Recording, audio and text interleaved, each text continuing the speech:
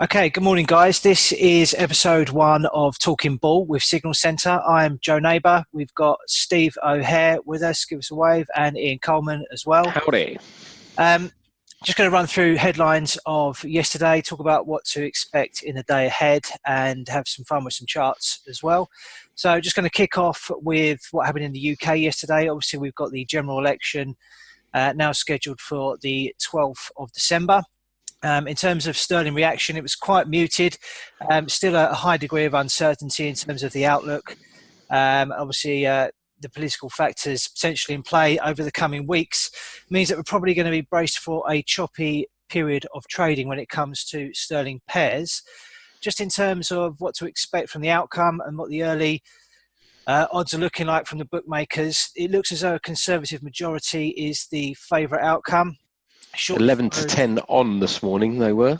And then we've got shortly followed by no overall majority. And obviously, as we know from the referendum, the bookmakers have been known to get it wrong in the past. So not sure whether or not we can read too much into that or not. We'll have to wait and see.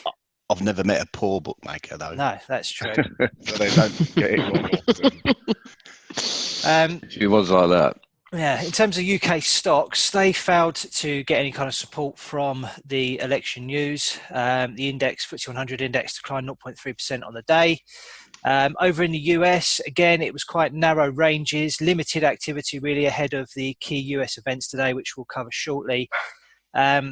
The data that was out, we had US consumer confidence that declined marginally to 125.9 for October, which was revised to 126.3, and that was below the consensus forecast of 128. The dollar overall lost a bit of momentum, possibly a bit of position adjustment ahead of the Federal Reserve policy decision later today. With respect to trade deals, according to Chinese sources, President Trump is set to meet President Xi and sign an initial trade deal at the APEC summit in Chile on November the 17th. As a result of that, dollar yen made a fresh attempt at pushing above 109, and US equities opened higher as well. There was a squawk yesterday, sorry to interrupt you, Joe. There was a squawk yesterday saying that was going to be delayed, or they thought it was going to be delayed. Okay. But just so take that date with a pinch of salt for now then, I guess. US equities fluctuated around the unchanged levels. Again, position adjustment probably ahead of the Fed policy decision later today. Also worth noting on US equities that Apple and Facebook are both reporting later today. And obviously they've got or carry some big weight when it comes to the US indices. So have to wait and see how that goes. On the commodities front, gold was on the defensive. Obviously, no real movements in the US dollar. No sign of anybody taking on any risk or heading to safe havens. So there wasn't much activity there. Oil was also in relatively tight ranges as well. We've got inventories today, which Ian will come on to in a bit. On the cryptocurrency front, again, not much going on there, although the Chinese state-owned media did attempt to quell the rush into cryptocurrencies following President Xi's statement earlier in the week for people to seize the opportunity afforded by blockchain. So they come off a little bit, but remained, as I say, trading in relatively narrow ranges. So, Ian, if you want to take the lead now, talk about what we can expect from the day ahead.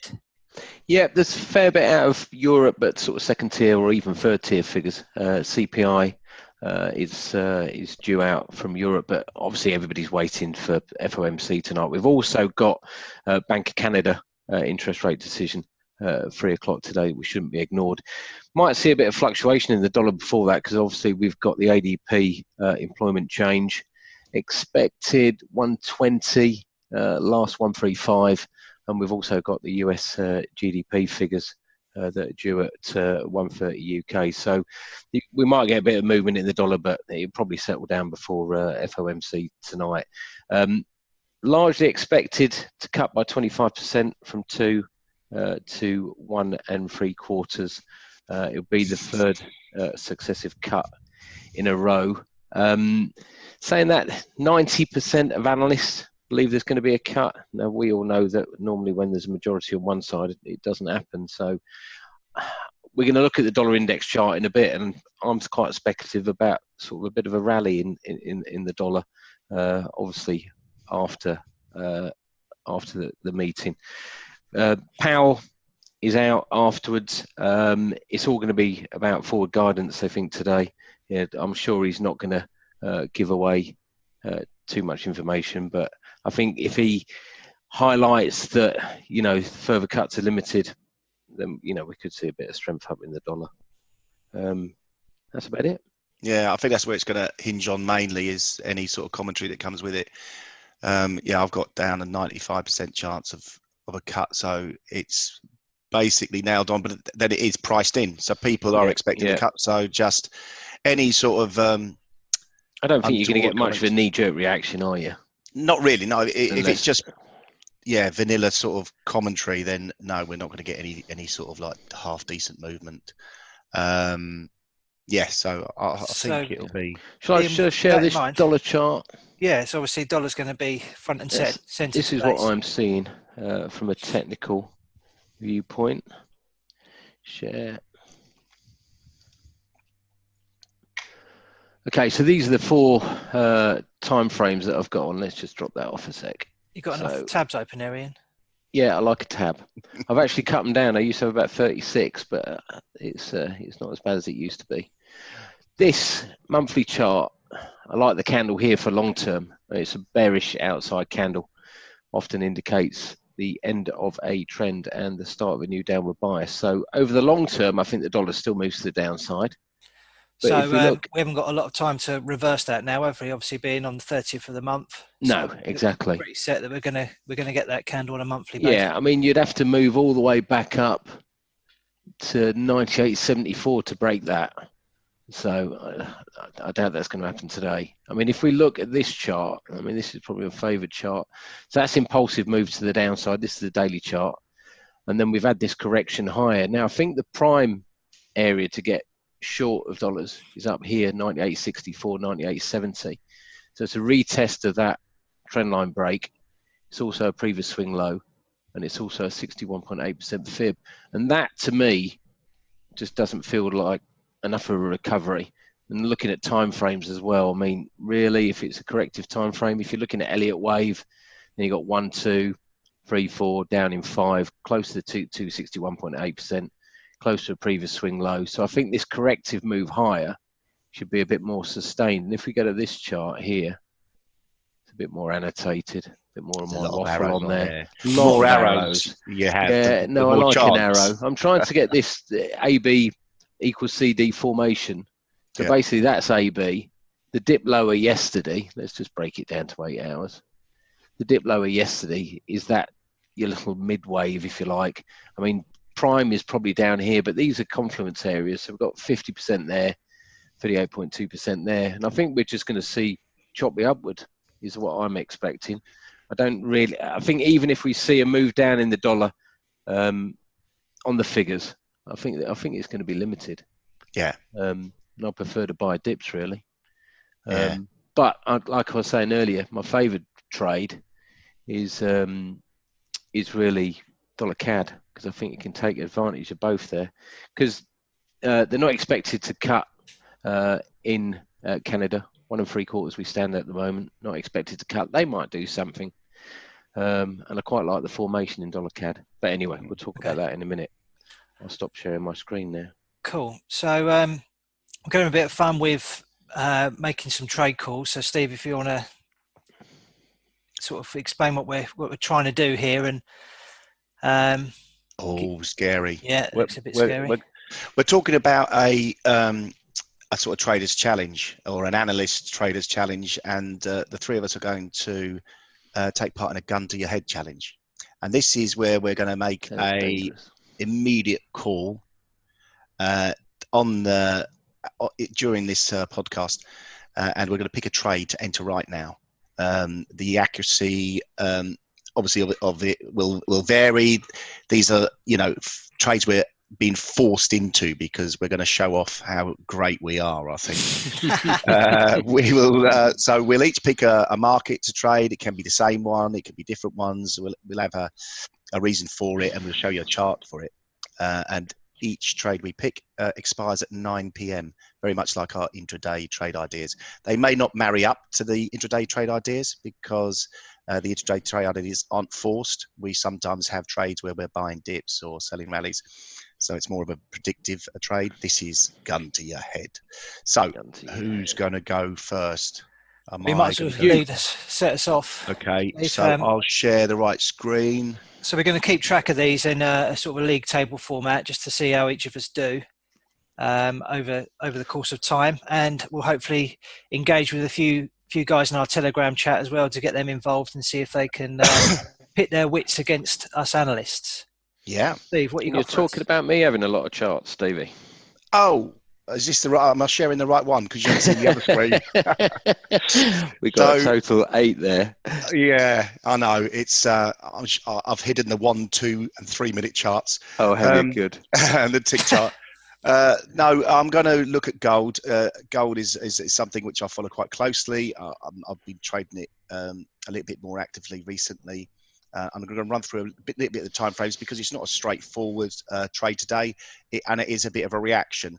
So my overall view in gold is that we are going higher, but this is over a quite a long period of time. I'm looking at towards the end of next year, maybe to hit my C target up around about $1,690, $1,700.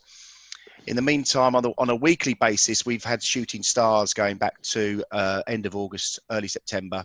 2 shooting stars, and the reaction lower from here is a corrective reaction. I've drawn a little trend line in there, lining up with last week's high. And this week, obviously, we've been negative. It's posting a little bit of a bearish engulfing at the moment, but still a couple of days left. So I'm not expecting really that anything really there. Also, one of my favorite formations, a reverse head and shoulders formation. These are sort of can play out really nicely. Sometimes they are a little bit more tricky to trade and to analyze. But we clearly had a head and shoulders formation here, and it broke the neckline, and the measured move target was a move down to the low $1,400. We've had a throwback, and the throwback has extended through the neckline. So it could almost nullify the whole trade idea. But then this could also turn into a complex head and shoulders, which are more accurate than just a straightforward head and shoulders. So I'm still, after the evening star formation posted over these 3 days, that again is a negative formation. So we've seen, the move down, and prices holding just above this key support around $1,475. Let me think about which chart I will show you next, because this is, you don't want to see all that of looks better. Look at that. See, Bobby Dazzler. I've introduced the MACD to sort of like to lovely. Give it a bit of colour. Yeah, a bit more colour. So this morning I've been looking to sell this over the last couple of days, and it has moved lower. We managed to trigger, I think, on Monday, and did okay on that. Today, I'm actually thinking, after yesterday's reversal from the low at 1484, just below there, we've seen a little bit buying impetus come in. And again, it could be a little bit of profit taking before the Fed, but we're seeing this move higher. I think the rally will be capped, and I'm looking to buy now. Now, if we'd have done this video about an hour ago, I'd been buying a little bit cheaper. So I don't know. Hindsight's wonderful, here Steve. we go. Okay, so it's around 1491. Around, or is it more than that? Are we, nicking a couple of pips there, are you? Or? No, we'll have the 0.28 as well. Hold on, that'll be off. Oh yeah. Okay, you got that. So Steve's in. 91.28. Steve's in. And that's it. So how are we going to measure? Stop on your target on that? Stops are for buses, mate. I don't have to stop. So the basically my target is towards just shy of $1,500 for this one. So I've got a 7-8 tick target. Really, I should have at least a $4 stop. I like a 2-to-1 risk reward.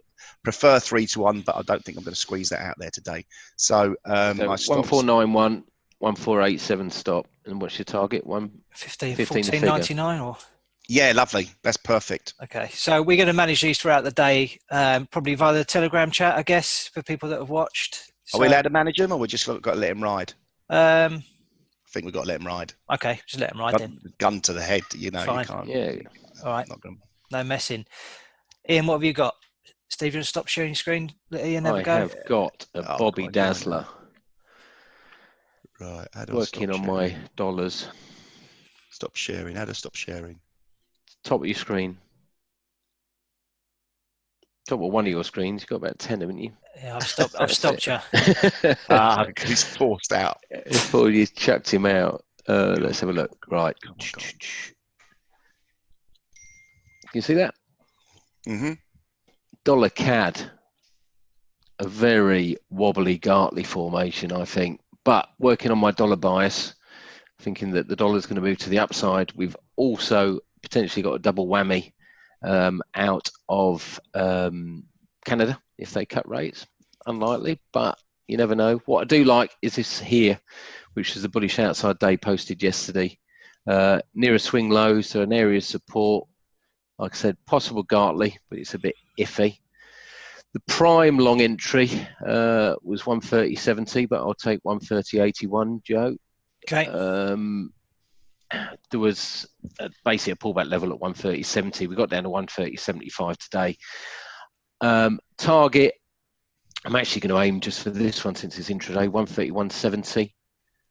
And I've got a stop at 130.40. So I've got decent risk reward, 3.3 recurring. Cool. The actual Gartley targets are normally between 50 and 61.8%. So sort of longer terms up here. But like I was saying, I'm looking for dollar strength. I'm looking for Canadian weakness. Lovely. Cool. So I'm going opposite to you on the dollar bias and looking to buy New Zealand dollar. Feeling a bit sorry for the Kiwis after smashing them up at the rugby and the cricket this year. So we don't feel sorry for them. They will exact their revenge or get South Africa to do it. I'm sure they will. And shamelessly plugging my own book with this as well, but I've got a nice smiley face. A New Zealand. You can see the screen, yeah? Yeah. Okay.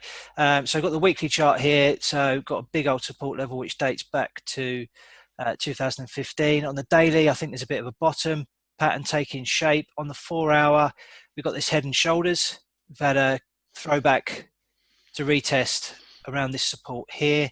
So my trade for the day, gun to the head, is to buy New Zealand dollar at the market.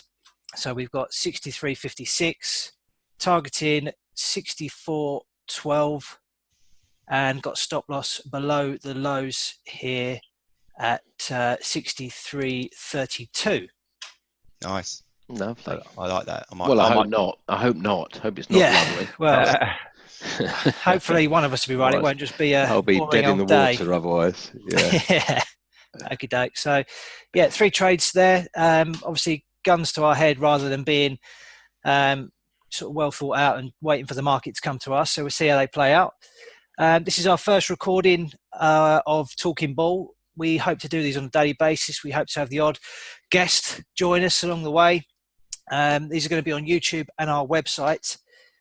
So get subscribing, then you'll get notifications when we publish these on a daily basis.